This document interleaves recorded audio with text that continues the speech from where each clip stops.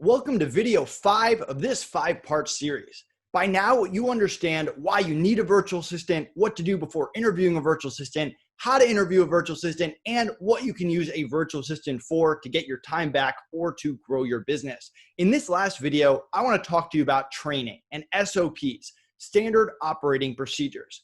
There is a training trap that I want you to avoid. What most entrepreneurs do is they hire a virtual assistant. And they get started and they do one-on-one training for the first day, the first week.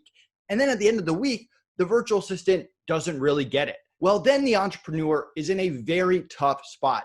Do they give the virtual assistant another week? What if they don't get it after that? Then you're 2 weeks in. Do you start all over and you waste a week of your life? Don't put yourself in that training trap.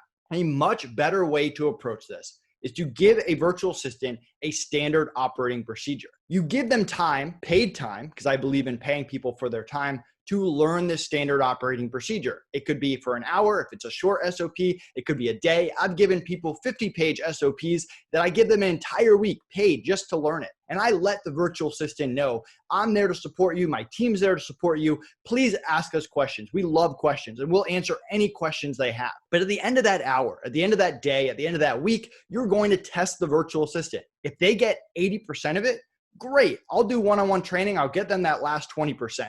If they don't, I'll be nice about it, but I'll part ways. I'll pay them for their time and I'll find someone else. That's because I always value my time over money. You don't want a situation where you invest time into training someone and then you realize they don't get it. You want them to prove that they can learn on their own and then you can get them that last piece. So then it becomes, how do you create great SOPs? A good SOP has 3 parts. You've got the why, you've got the steps, and you've got the important reminders. For the why, before you even get to the actual steps, because what a lot of entrepreneurs do is they'll say, hey, start doing this. This is step 1, 2, 3, 4. Give them the big picture. Why are they doing this task? Why is it important? What does success and failure look like? I'll even put down, hey, the last VA didn't work out for XYZ reasons. This is what we're really looking for. So before the virtual assistant even starts on the steps, they understand the why, they understand success and failure, and that is going to make them so much better at doing the task when they actually understand the reason that they're doing it. Then you go into the steps. Step 1, step 2, step 3, step 4. We actually have an awesome tool to create the steps called Simply SOP, if you want to check that out. And then comes part 3, which is the important reminders. Don't take all the important stuff and hide it in step 10, part C. That's how a virtual assistant's going to miss it. They're not going to know it's important. And then you're going to get frustrated and you're not going to want to hire virtual assistants anymore. I take all my important stuff and I put it at the bottom. For example, I have a SOP that teaches my virtual assistant how to manage my inbox. In that SOP, I say, hey, if my accountant emails me, my lawyer emails me, don't respond to those emails. And that is my important reminder. And if a virtual assistant misses an important reminder that I put at the end and said, hey, this is important, that's a red flag that I might have the wrong virtual assistant.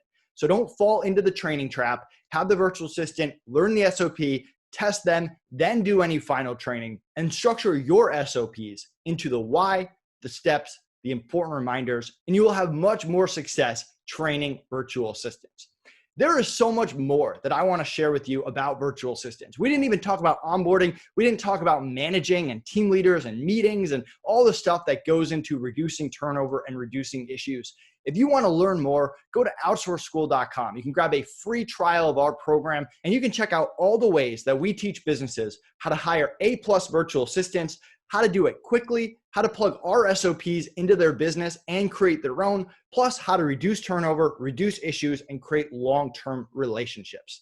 Thank you so much for checking out this 5-part series. And if you have any questions, just comment below or email support@outsourceschool.com.